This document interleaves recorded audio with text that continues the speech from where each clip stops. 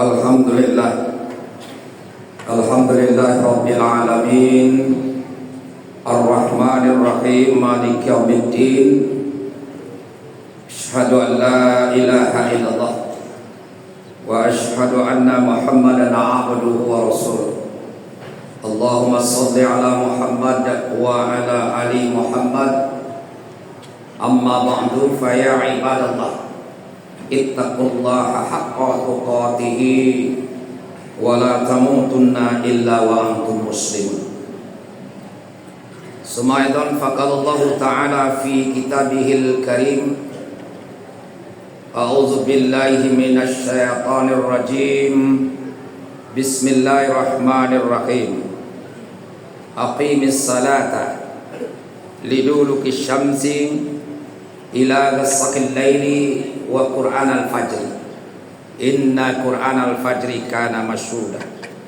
Shadaqallahul azim.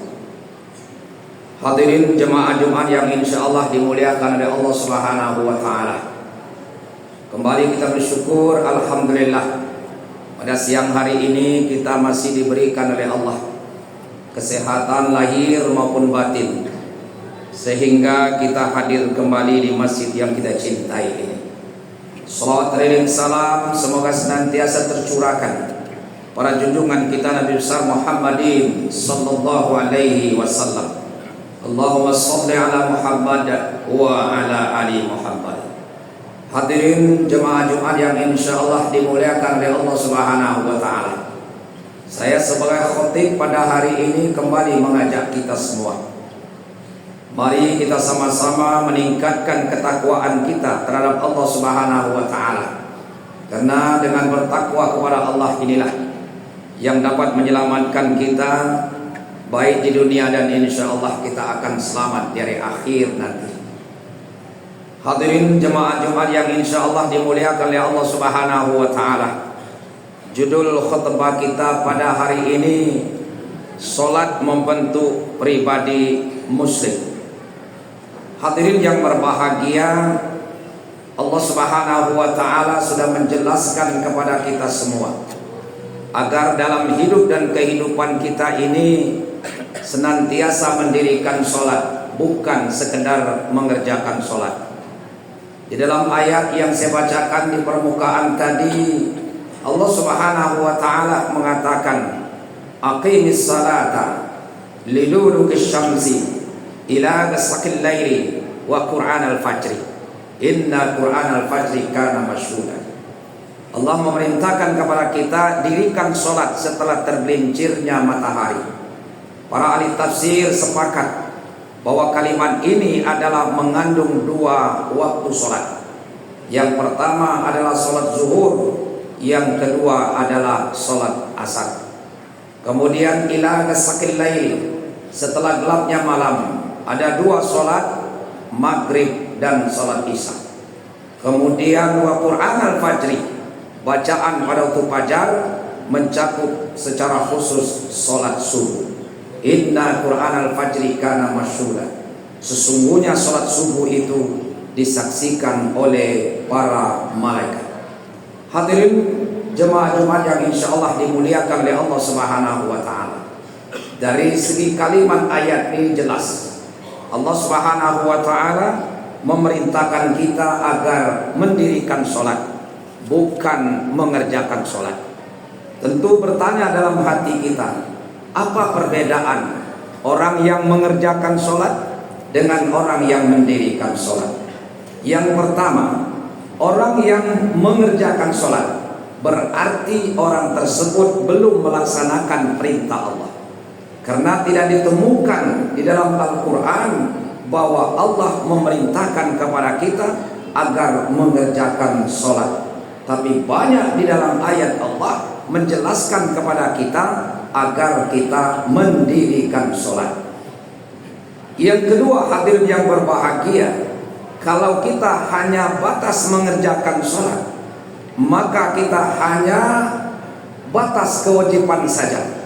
Maka tidak sedikit hadirin yang berbahagia di antara kita kaum muslimin ataupun muslimah di mana saja berada, mereka rajin mengerjakan salat tapi belum mendirikan salat. terbukti hadirin yang berbahagia, tidak sedikit saudara-saudara kita yang telah mengerjakan sholat, juga tidak sedikit yang mengerjakan sholat itu juga mengerjakan maksiat. Maka orang ini belum dikatakan mendirikan sholat, tapi dia sekedar mengerjakan sholat. Hadirin yang berbahagia dan insya Allah dimuliakan oleh Allah Subhanahu wa Ta'ala, kalaulah kita menyimak dan memperhatikan gerak langkah daripada sholat ini, maka banyak yang harus kita pahami dalam kehidupan kita sehari-hari. Yang pertama, hadirin yang berbahagia, Syekh Imam An-Nawawi Al-Bantani, beliau pernah mengatakan bahwa gerakan sholat itu mulai dari takbiratul ihram. Takbir ini, kata beliau, gerakan mengangkat kedua tangan. Maka dari gerakan tersebut menunjukkan pengakuan seseorang hamba bahwa kita ini sudah tenggelam di dalam lautan dosa dan kesalahan terhadap Allah. Maka waktu itu kita menyerahkan diri kepada Allah agar Allah senantiasa memaafkan dan mengampuni kita. Kemudian kata beliau, waktu kita ruku itu bahwa posisi ruku kita, kepala yang terhormat, punggung juga itu adalah harus sedatar. Maka ini menunjukkan hadirin yang berbahagia bahwa kita umat Islam sebagai hamba Allah yang sudah mendirikan sholat, sudah merasa kecil dalam hidup dan kehidupan terhadap Allah Subhanahu wa Ta'ala. Kemudian yang selanjutnya, setelah kita ruku, langsung kita melaksanakan sujud. Setelah sujud, di mana posisi kepala yang terhormat ini, hadirin yang berbahagia, ternyata kepala kita adalah paling rendah daripada punggung. Ini menunjukkan hadirin yang berbahagia betapa kecil hidup dan kehidupan kita ini. Apapun yang kita miliki, mungkin kita mempunyai harta yang berlimpah ruah, mungkin juga kita mempunyai pangkat dan jabatan yang tinggi, ternyata pengakuan kita jelas di hadapan Allah bahwa kita betapa rendah. Kepala yang terhormat, posisi kita adalah tempat yang paling rendah, lebih rendah daripada punggung yang senantiasa mengeluarkan kotoran yang dari perut kita. Hadirin yang berbahagia, dengan hal tersebut maka akan menghasilkan manusia yang tawadu, manusia yang rendah hati tapi bukan rendah diri. Maka hadirin yang berbahagia, orang yang sudah melaksanakan sholat, insya Allah dia tidak angkuh dan sombong apapun yang dimilikinya. Dia senantiasa rendah hati, yaitu terhadap siapapun, baik orang kecil, orang besar, terhadap pejabat, orang kaya, dia senantiasa hidup dan kehidupan ini dengan rendah hati. Hadirin yang berbahagia, yang selanjutnya, di dalam sholat itu biasanya kita senantiasa mengucapkan salam, dan pasti karena salam itu adalah merupakan rukun daripada sholat itu sendiri. Barang siapa yang tidak mengucapkan salam pada waktu terakhir, maka sholat kita dinyatakan tidak sah. Maka hadirin yang berbahagia, di dalam sholat ini ternyata ada hablum minallah, di samping itu juga hablum minan nas. Kalau kita mengucapkan salam, assalamualaikum warahmatullahi wabarakatuh, ternyata kita sudah mengucapkan salam kepada saudara-saudara kita, baik yang berada di depan, di samping kanan, di samping kiri, kemudian termasuk di belakang kita, saudara-saudara kita, ternyata sudah kita memberikan salam kepada mereka. Begitu juga saudara-saudara kita yang sholat mungkin di sebelah kanan kita, mungkin dia sebelah kiri kita, atau di depan ataupun di belakang, juga dia sholat, dia mendoakan kita. Maka hadirin yang berbahagia, siapa yang sudah mendirikan sholat, maka dia pasti di mana saja dia hadir akan menjadi manusia dan membawa kedamaian. Hadirin yang berbahagia, kalau kita lihat di dalam sholat berjamaah, waktu imam mengucapkan salam, kenapa hadirin yang berbahagia makmum tidak menjawab salam daripada imam? Padahal dari kecil terdahulu kita sudah belajar bahwa siapa yang mengucapkan salam, maka berkewajiban kita untuk menjawab salam tersebut. Tetapi kenapa di dalam sholat imam jelas-jelas mengucapkan salam, tetapi makmum tidak boleh menjawab? Inilah falsafahnya hadirin yang berbahagia. Baik orang itu menjadi imam ataupun dia jadi makmum, maka seluruh orang yang sudah mendirikan sholat selalu menciptakan kedamaian di mana saja kita berada. Mulai dari rumah tangga kita, tidak akan terjadi kekerasan rumah tangga. Kemudian di lingkungan di mana saja kita berada, dan insya Allah kita tidak akan mencari ataupun membuat keributan di mana saja kita berada. Dia akan senantiasa membawa kedamaian hidup di mana di masyarakat kita berdiam, baik di desa maupun di kota.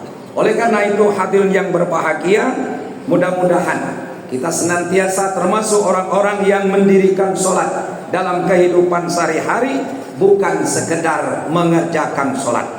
Apabila kita sudah melaksanakan sholat sesuai dengan tuntunan yang telah digariskan oleh Allah dan Rasul, maka insya Allah yang pertama akan tercipta insan yang tawadu, rendah hati bukan rendah diri. Apapun yang dimiliki, insya Allah dia tidak angkuh dan sombong.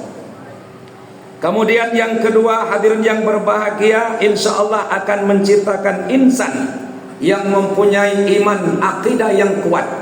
Karena dalam sholat kita pasti membaca surat Al-Fatihah. Di dalam surat Al-Fatihah kita sudah mengatakan iyyaka na'budu wa iyyaka nasta'in. Hanya kepada Engkau ya Allah kami menyembah, hanya kepada Engkau ya Allah kami mohon pertolongan. Maka hadirin yang berbahagia, insya Allah dengan mendirikan sholat ini akan menjadikan manusia yang mempunyai akidah dan iman yang mantap. Kemudian hadirin yang berbahagia, insya Allah akan menciptakan pribadi muslim yang senantiasa rukun dan damai di mana saja kita berada. Hadirin yang berbahagia, mudah-mudahan dengan khutbah yang singkat ini akan menciptakan kita insan manusia yang berkualitas, sehingga kita bukan sekedar mengerjakan sholat, tapi insya Allah kita termasuk makhluk yang senantiasa mendirikan sholat dalam kehidupan sehari-hari. Insya Allah kita akan menebarkan kedamaian di mana saja kita berada. Insya Allah kita akan menjadi manusia yang menang, baik di dunia, dan insya Allah kita akan menang di hari akhir nanti. Mudah-mudahan ada manfaatnya. Barakallahu li wa lakum fil Qur'anil azim wa nafa'ani wa iyyakum bima fihi minal ayati wadzikril hakim wa taqabbala minni wa minkum tilawatahu innahu huwas samiul alim.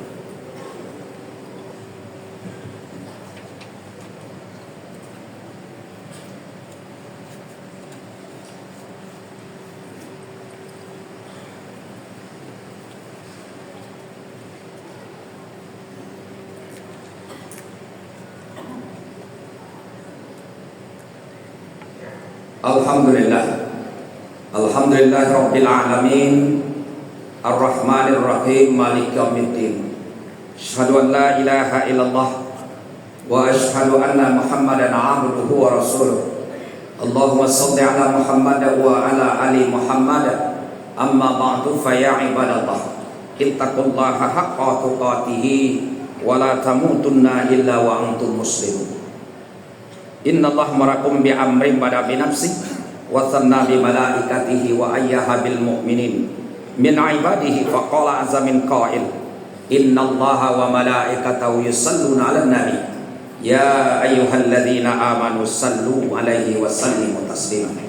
Allahumma shalli 'ala Muhammad, Allahumma shalli 'ala malaikatikal muqarrabin wa anbiya'ikal mursalin wa ahli ta'atika ajma'in waj'alna minhum warhamna birahmatika ya arhamar rahim. Allahumma fil lil mu'minina wal mu'minat wal muslimina wal muslimat al ahya'i minhum wal amwat. Rabbana zalamna anfusana wa illam taghfir lana wa tarhamna lanakunanna minal khasirin. Rabbana atina fid dunya hasanah wa fil akhirati hasanah wa qina adzabannar. Ibadallah, innallaha ya'muru bil adli wal ihsan wa ita'izil qurba wa yanha 'anil fahsya'i wal munkar wal baghi. Ya'izukum la'allakum tadhakkarun. Fadhkurullaha lazim tazkurkum wad'uuhu yastajib lakum wa lazikrullahi akbar. Aqimus shalah.